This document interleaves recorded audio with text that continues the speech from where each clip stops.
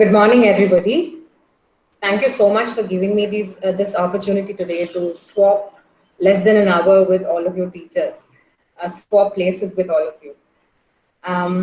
So just yesterday when I was just speaking about this webinar to my mother, she told me in Malayalam, നാട്ടിലത്തെ ടീച്ചേഴ്സാ ചോദിച്ച ചോദ്യത്തിന് ഉത്തരം കൊടുത്തില്ലെങ്കിൽ chalk എടുത്തെറിയുമെന്ന്. So I hope I don't get the chalks from all of you. But yes, just diving right in, let me just share the presentation with you. When we are speaking of intellectual property rights, one of the questions that you probably have in your mind is, what does intellectual property have to do with me? That must be something that has crossed your mind. Now let's look at it. It can be the pizza you ordered last. It can be the phone that you used to make a call to your loved ones. So yes, like I said, the question that most of you would have is, what does intellectual property have to do with me? So again, like I said, it can be the pizza you last ordered. It can be the phone that you used to speak to someone last. It can be the book that you sat reading, sipping a hot cup of coffee. It could be the university you're teaching at, the laptops you use to do your work, the music you listen to, or the movies that you watch. There's intellectual property, right? There's intellectual property all around us. And as humans, we all create different things. We all create various things. It can be a song, a food product, a story, a new plant variety, a software that you find, a product or an invention that you make. All of these creations are a result of human genius. And such creativity should be encouraged. Such innovation will have to be encouraged and protected. That's the only way innovation will be encouraged in all walks of our lives. What's the point in having a good idea if someone else just takes it away from you and uses it or monetizes it without giving you any onus or ownership right over it, right? So also to explain how important this is and what is the value that this can add, just to give you an idea, Apple, the brand Apple, is valued at $241.2 billion. The brand Toyota is valued at $41.5 billion. Google is $207 billion. HDFC Bank is 22.7, Coca-Cola is $84 billion. So this is the kind of numbers that a brand by itself can bring to you. This is the kind of value that a brand itself can bring to you. But IP is not just about big businesses, right? It affects you and me also, because we all should know about it, because if you have an idea and you make a creation out of it, you should probably want to protect it and want to reserve your right to monetize it as well. And that's how IP rights come into picture. That's why rights over IP, right over an intellectual property, becomes important. And when we think of property, we think of land, we think of, it can be land, it can be building, it can be car, it can be an equipment that you have, a machine, a big machine that you have, any of this. You tend to add value to it, right? You can associate some kind of a number, some kind of a value with it. And these are tangible properties. When we are speaking of intellectual property, it is an intangible asset. It is an intangible property that we are talking about. So therefore, IP protection becomes important, and it comes in different types. It can be trademarks, copyrights, patents, trade secrets, it can be a geographical indication, it can be plant varieties, design rights, any of this. It can fall under any of the buckets. These rights are essentially to protect your, say, artistic work, your story that you wrote, your poem that you wrote, or a thesis that you wrote, your literary work that you, any other literary work that you have, a painting that you made, a software that you programmed, your domain names, your films, sound recordings, everything, all of these things. It can be the any invention that you've made as well. So these are the different rights that will have to be, these are the different areas which will have to be protected by intellectual property rights. We can go over each one of them, the main categories. We can start with trademarks. Now, all of you see the picture in the slide, right? In this picture, there are 22 logos here. And chances are most of you are able to recognize each of the brand or each of the company associated with the logo as well. Now, while I was preparing the slide yesterday, my 6-year-old daughter was reading aloud from behind me, and she was able to identify a lot of these logos by herself. She could identify Google, Facebook, Amazon, McDonald's, Disney, Cadbury's, Twitter, Apple, Amazon, all of this. And I was quite surprised because I didn't know she could name so many. But that's the success of all these brands. The capability of being recognized, the capability of recognizing their goods, their products. That is what a trademark is. Trademarks are basically graphic representation of your business name or your mark. And why is this important? Because this helps you in distinguishing one company's product from another, or one company's service from another company's service. So again, what can you trademark? You can trademark names, you can trademark logos, words, shapes, or any combination of the same. Even celebrity names can be trademarked. For example, David Beckham, Michael Jordan, Beyonce, Donald Trump, SRK. These are all the famous celebrity names that have been trademarked. How is trademark registration possible? Trademark registration, you can make an application to the trademark authorities, and the duration for which you will be receiving the registration for is 10 years. And this is you can renew it post 10 years as well. The timeline from which you make the application till the time you get the registration would be around 6 to 8 months. It would take 6 to 8 months for you to receive the trademark registration after all of the formalities. But why does it become important? It becomes important because it helps you in preserving the quality of your product. It helps you in preserving the in restricting anybody else from producing counterfeit products or producing any other spurious products, and diluting the value of your product or your brand as well. So that's why trademarks become important. Now, the next thing we can look at, the next bucket that we'll be looking at is copyright. Copyright is basically an automatic right that you get when you create the work. Upon creation itself, this right comes to you. So there need not be, it is not mandatory for you to register or get registration for your work. The minute you create the work, this right comes to you. You become the automatic owner of the product, your work product. What are the different examples that we can look at? We can, it can be books. It can be books you write. It can be a photo that you took. It can be movies you make, music you make. It can be softwares, computer programs. It can also be your thesis. So when we are actually looking at plagiarism, for example, of a thesis, in a thesis, it's not just cheating. Plagiarism is not just cheating. It is also infringement of somebody else's copyright. And these are the examples of different copyrights. Now, copyright is given not for an idea. It is for how you express the idea, in what material form you express the idea. So when we say someone has copyrights, we are talking about a bundle of rights. And what is the bundle that we're looking at? Two broad divisions. The bundle that we're looking at, the different rights that a copyright holder will have, is economic right and moral right.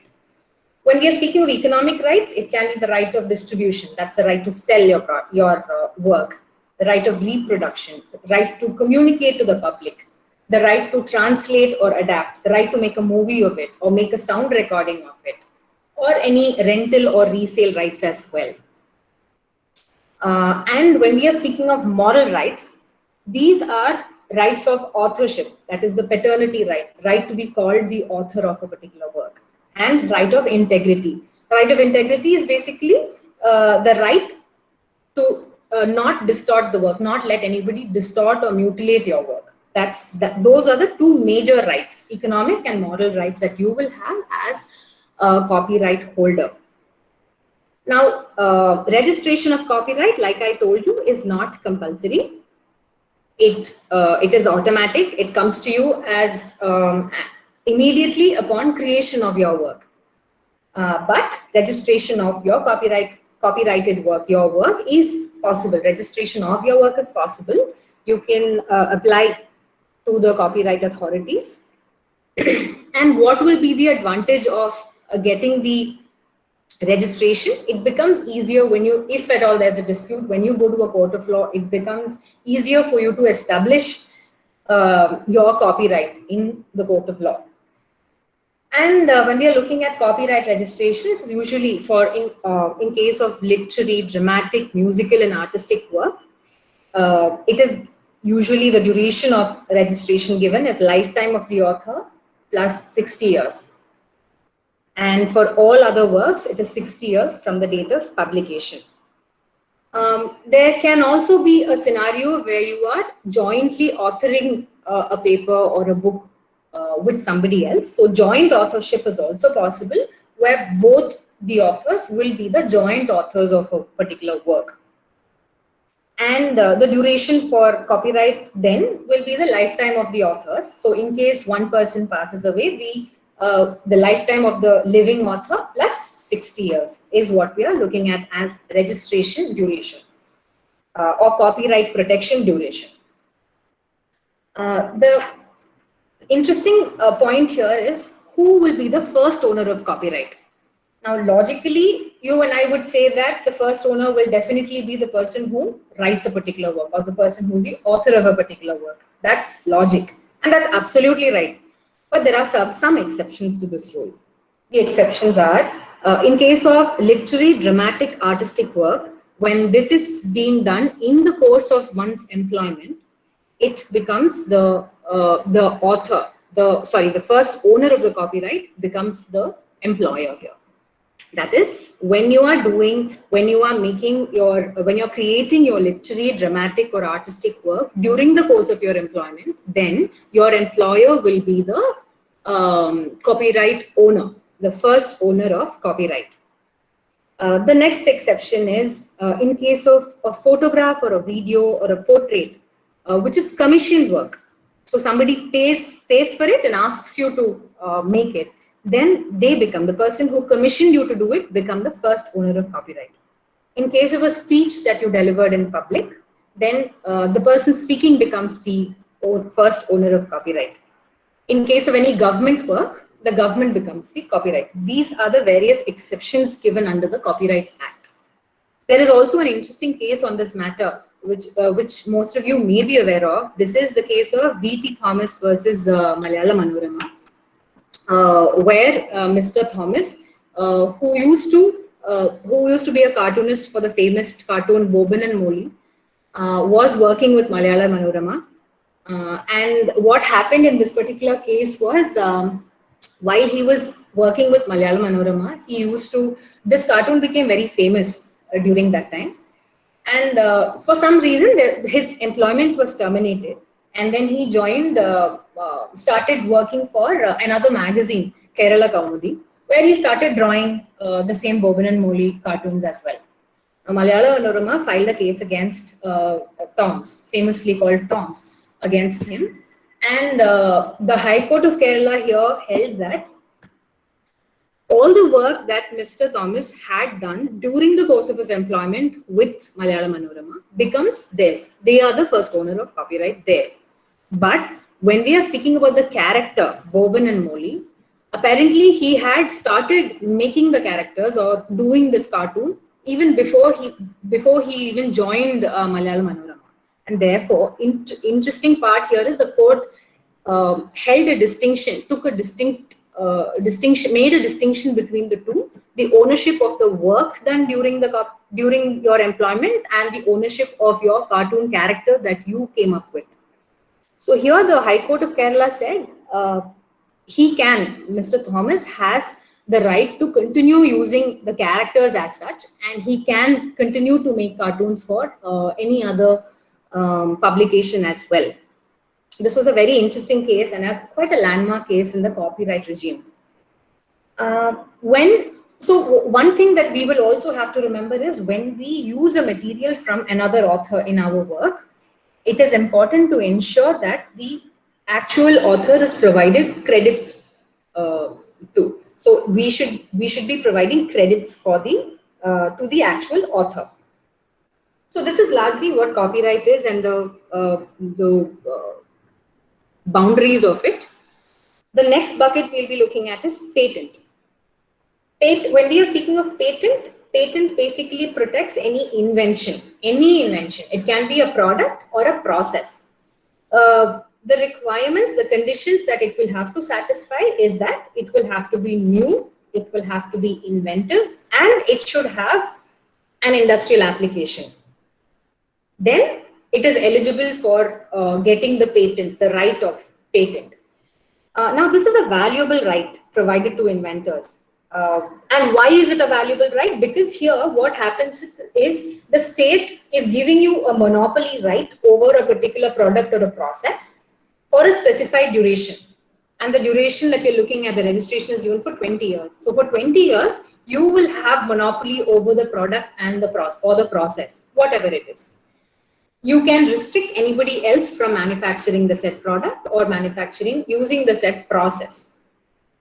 That's very important for, especially for companies like pharma companies, where they spend, this is just because of the patent protection, this is the main reason, the patent protection granted is the main reason why all of these companies invest millions into innovation and R&D.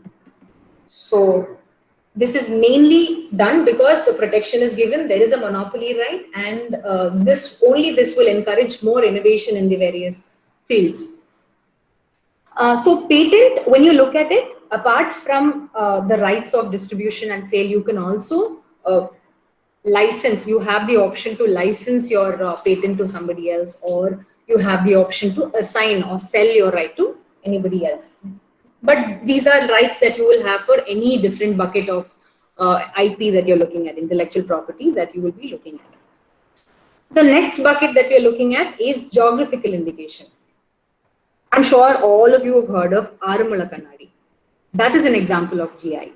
Darjeeling tea, Kanchipuram silk, Basmati rice, Kolhapuri chappal, Scotch whiskey, Swiss watches. These are examples of geographical indications or GIs. These are GIs. Now, what are GIs? GIs are signs that you use on goods that have specific geographic origin and possess certain qualities or reputation due to its place of origin. That's what GI is. Now, why would GI be important? If you look at it, now, for example, Aramula Kannadi itself, it helps preserve the traditional knowledge of a particular place, and it helps the traditional cultural expression as well. It can be any product, any GI product that you're looking at. And it also helps the producers belonging to the said place. Now, certain products have certain qualities or characteristics especially because they are from a specific place. Often consumers are prepared to pay more for such products because of the value, because of this value that it has. And this helps development of specific markets of products with certain characteristics. So for example, champagne is a good example, or say Swiss watch is a good example. So these are good examples of GI, and why you would have to protect it is because of giving that edge to that specific market, of helping preserve traditional knowledge of a particular place, or helping retain or preserve the quality or characteristic that you have in a product when it is made from a particular place, say a Darjeeling tea. Now, tea grown in any other place may not have the same characteristic that the tea from Darjeeling has. And it is only for the reason that the tea from Darjeeling has certain characteristics that me as a consumer will be ready to pay a little extra as well. That's why geographical indications also become important. Now, when you're looking at geographical indication, who can apply, who can make a registration is anybody who is representing an association of persons. It could be an association of persons, it could be an organization, an authority representing interests of producers. Any of them can apply for registration. And this is also a deterrent for avoiding free riding on reputation built by a certain group of people or people belonging to a certain place. This is also important so as to not dilute the quality of the product as well. And when you apply for registration, the registration is given for 10 years, and renewal is also possible. You can renew it from time to time. Once your period is almost getting over, you can also apply for renewal. The next broad category that we are looking at is plant variety. Now, plant variety is basically this part of IP gives legal protection to the farmers and breeders who discover new plant varieties. So the right as such is called plant breeder's right. Now, there has to be some conditions which will have to be satisfied for you to get this kind of protection. One is that there will have to be novelty. There should be something new, something which has not been previously commercially been exploited. And there should be distinct, it should be a distinct, plant variety. And the third thing is that there should be stability. That means this variety can be reproduced or multiplied without losing its inherent characteristic again by somebody else. So the variety can be reproduced again or can be multiplied again by somebody else. That is also another condition that will have to be satisfied if you want to get the registration as a plant variety as well. Again, who can register? Whoever is a person who has come up with or developed this new or propagated this new plant variety can apply for registration. And by registering, you will have the exclusive right to produce for sale and to sell the material. You will also have the exclusive right to sell your plant variety. This will also help you from preventing others from using your plant variety without your permission. There's an interesting point here. You cannot, also another condition when the registration or the protection will be granted to you is that you cannot sell branded seed of a variety. Branding is basically not permitted. And second thing is that researchers are allowed to research or study your plant variety. They can be, they can be given access. They will have the right to study and research on your plant variety that you have developed or propagated without commercially, of course, exploiting it. So these are the different buckets of IP broadly when we are looking at, And when you're looking at the registration duration, again, like it's mentioned, for trees and vines, 8 years from the date of registration, and for extant varieties, it is 15 years from the date of notification of that variety by the central government. And in any other case, it is 15 years from the date of registration. These are the broad categories of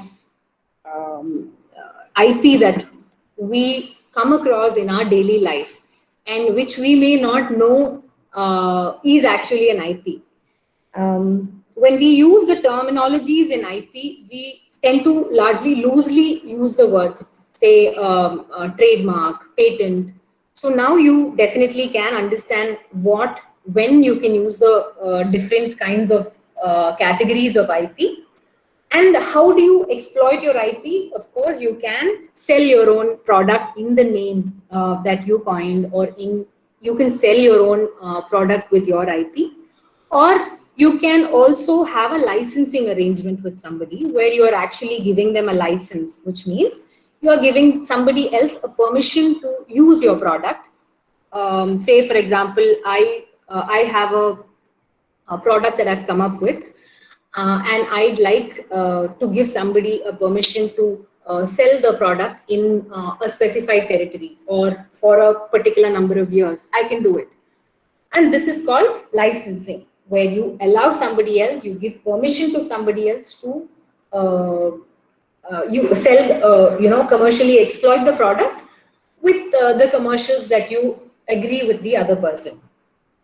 And the other way of exploiting your work commercially is by assignment, or by selling all your rights to somebody else, assigning your rights to somebody else. Even here, it can be perpetual or it can be for a specified term. The assignment can be territory specific, or the assignment can be worldwide, anything, depending on what your commercials are with the other person.